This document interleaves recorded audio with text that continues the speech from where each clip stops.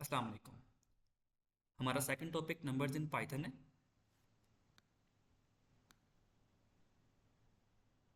First video में हमने देखा है कि किस तरह से हम प्रिंट के अंदर एक स्ट्रिंग को प्रिंट कर सकते हैं, स्ट्रिंग को एज आउटपुट ले सकते हैं। लेकिन इस वीडियो में हम देखेंगे कि किस तरह से हम एक नंबर को प्रिंट कर सकते हैं। अगर हम प्रिंट के अंदर इन्वर्टेड कॉमास के बगैर एक इंटीजर वैल्यू को लिखेंगे, एक नंबर को लिखेंगे, तो क्या होगा? The number 7। यस, नंबर 7 हमें एज आउटपुट में मिल जाएगा।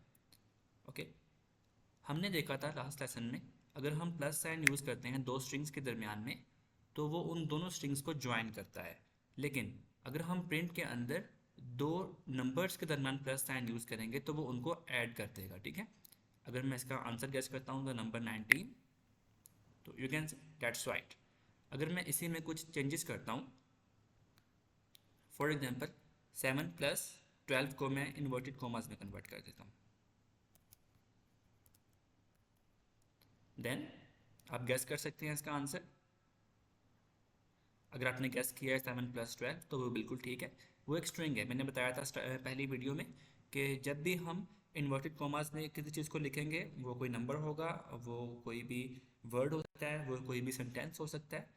जैसे ही हम इन्वर्टेड कॉमास में किसी चीज़ को लिखेंगे वो स्ट्रिंग बन जाएगा, और स्ट्रिंग हमेशा एज इट इज़ प्रिंट होता है जो इन्वर्टेड कॉमास में लिखते हैं हम।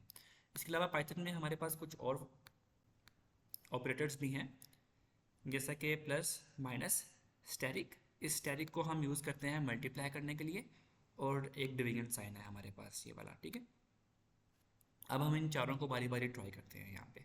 For example print 7, okay that's not editable, हम कंटिन्यू करते हैं। Okay, print my age is, then a plus sign, and then 27। Do you think this will work? So I am going with no, because हमने starting में देखा था कि हम एक स्ट्रिंग को और दो स्ट्रिंग्स को ज्वाइन करने के लिए प्लस साइन यूज़ करते हैं। और जहाँ आप देख सकते हैं कि हमारे पास एक स्ट्रिंग है और एक नंबर है, और एक स्ट्रिंग और एक नंबर को मिलाने के लिए हम प्लस का साइन इस्तेमाल नहीं कर सकते। प्लस का साइन इस्तेमाल होता है सिर्फ और सिर्फ दो स्ट्रिंग्स को मिलाने के लिए। तो I go with no. Okay, you can see है हमारे पास एरर आ रहा है, we can not solve this. Okay, हमारे पास पीछे एक प्रोग्राम था और मैं उसको वहाँ पे एडिट करने लगा था, लेकिन वहाँ पे मेरे पास ऑप्शन नहीं आ रहा था। उसको हम यहाँ पहले ट्राई करते हैं। तो उसमें हमने प्लस माइनस डिवाइड मल्टीप्लाई के साइंस देखे थे। अगर मैं यहाँ पे 7 + 7 करूँगा तो मुझे उसका आंसर 14 मिल जाएगा। ओके, जब मैं स्ट्रिंग्स के अकॉर्डिंग ज्वाइन कर रहा था दो स्ट्रिंग्स को, तो वो दोनों को एज इट इज़ प्लेस कर रहा था। लाइक अगर मैं 7 को एक स्ट्रिंग में कन्वर्ट करता हूँ, और ये एक 7, दिस 7, एंड ये, ठीक है। अब मैं इन दो स्ट्रिंग्स को प्लस से ज्वाइन करूँ तो वो 7 और 7 को एज इट इज़ प्लेस कर देगा। Strings as it is place होते हैं। लेकिन अगर मैं वापस जाता हूँ अपने कोड में और मैं इन कोटेशन मार्क को रिमूव करता हूँ, यू कैन सी 7 + 7 है, तो ये अब नंबर्स में कन्वर्ट हो चुका है। तो नंबर्स को प्लस के साइन के थ्रू हम ऐड कर सकते हैं। सेम इनको हम माइनस भी कर सकते हैं। यू कैन सी 7 - 7 0, इनको हम मल्टीप्लाई भी कर सकते हैं। ओके, 49, एंड इनको हम डिवाइड भी कर सकते हैं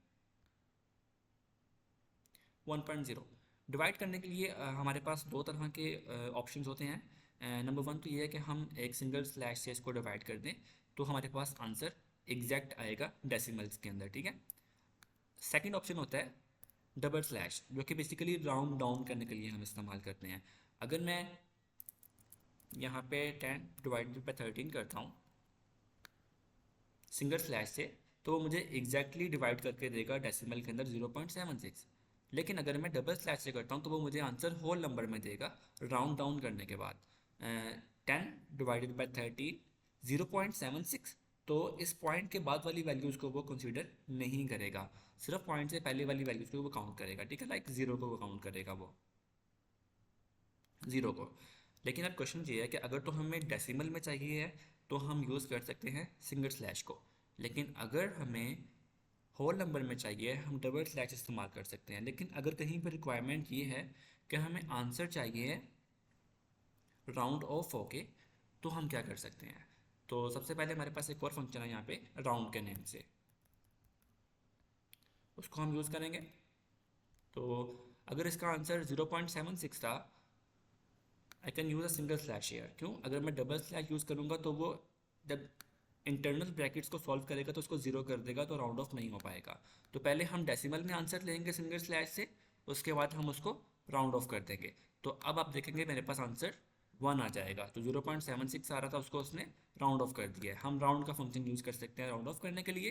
अगर आपको होल नंबर में चाहिए आंसर, तो आप डबल स्लैश इस्तेमाल कर सकते हैं। ठीक है, अब हम नेक्स्ट मूव करते हैं। ये कौन ये 4 साइंस हमने पढ़े थे प्रीवियस पेज पे, और वहाँ पे हम उसको परफॉर्म नहीं कर सके थे। ओके, ये हमारा कोड है जिसमें अभी हमारा टॉपिक चल रहा है, जिसमें हम एक स्ट्रिंग को और एक नंबर को कंबाइन करने की ट्राई कर रहे हैं, लेकिन हम इसको कंबाइन कर सकते हैं दो डिफरेंट तरीक़ों से। एक चीज़ तो क्लियर है कि प्लस का साइन इस्तेमाल करते हैं दो स्ट्रिंग्स को ज्वाइन करने के लिए। ओके, लेकिन हमारे पास यहाँ पे एक स्ट्रिंग है और एक नंबर है, तो इनको हम प्लस से ज्वाइन नहीं कर सकते। या तो हम 27 को भी स्ट्रिंग में कन्वर्ट कर देते हैं, तो भी ये बिल्कुल परफेक्ट है। लेकिन सेकंड मेथड हमारे पास एक और है, जिसको हम आगे नेक्स्ट चल के देखते हैं। ओके, यहाँ पे हमारे पास एक एमसीक्यूज है। Which of the following approach will produce the desired output. Okay, तो माई एज इज़ +27। तो इसको हम कैसे ठीक कर सकते हैं, और ऊपर मैंने बताया है एक सोल्यूशन। ये हम चूज़ नहीं कर सकते क्योंकि इसमें स्पेस नहीं है, हमें स्पेस रिक्वायर्ड है। तो we will go with option 3। Let's see. Correct. Next, second solution. अगर हमें कोमा से ज्वाइन कर, अगर हम चाहते हैं कि एक स्ट्रिंग और एक नंबर को ज्वाइन करें, लेकिन हम सेकंड वाले को स्ट्रिंग भी ना बनाएं, तो हम कोमा का इस्तेमाल कर सकते हैं। अगर हमें एक स्ट्रिंग और एक नंबर को ज्वाइन करना है, तो हम कोमा के थ्रू कर सकते हैं। कोमा ना सिर्फ स्ट्रिंग और नंबर को ज्वाइन करता है, बल्कि एक स्पेस भी ऐड करता है। Let's see, my age is 27, इसके बाद कोई स्पेस नहीं है, लेकिन इस कोमा ने फिर भी एक स्पेस ऐड कर दी। तो मेरा आपसे एक क्वेश्चन है कि अगर मैं इसको एडिट करता हूँ, नेक्स्ट। ओके, एक एमसीक्यूज है। What do you think the program will output? Our combined age is 27 + 32। जल्दी से आप इसका आंसर करें। अगर आप ये सोच रहे हैं तो बिल्कुल ठीक है, क्योंकि ये स्ट्रिंग है और स्ट्रिंग कभी भी इसको ऐड नहीं करेगा, as as it is place कर देगा 27 एंड 32 को। ओके ओके, मैं इस कोड को रन करना चाह रहा हूँ, लेकिन यहाँ पे मुझे एडिट करने का ऑप्शन नहीं है, तो मैं इसको थोड़ा सा ऊपर जाके ट्राई करता हूँ।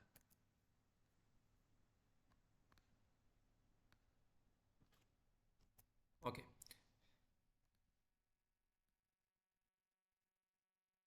माई एज इज़ 27, तो मैं इसको सॉल्व कर सकता हूँ। अगर मेरा क्वेश्चन ये था आपसे, अगर मैं यहाँ पे ए कोमा यूज़ कर रहा हूँ तो मुझे यहाँ पे एक स्पेस मिल रही है। अगर मैं 3 कोमास यूज़ करूँगा तो क्या होगा? जल्दी से आंसर करें। अगर आप ये सोच रहे हैं कि 3 स्पेसिस आएंगे, तो आप गलत हैं।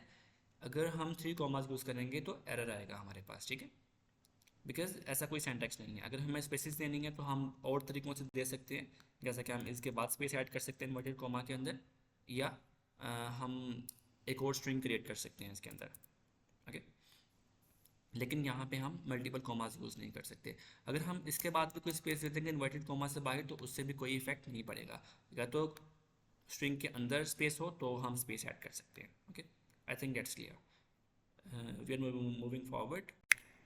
ओके, वो एग्जांपल जो ऊपर दी गई थी, उसी को रिपीट किया गया यहाँ पे। Finish lesson.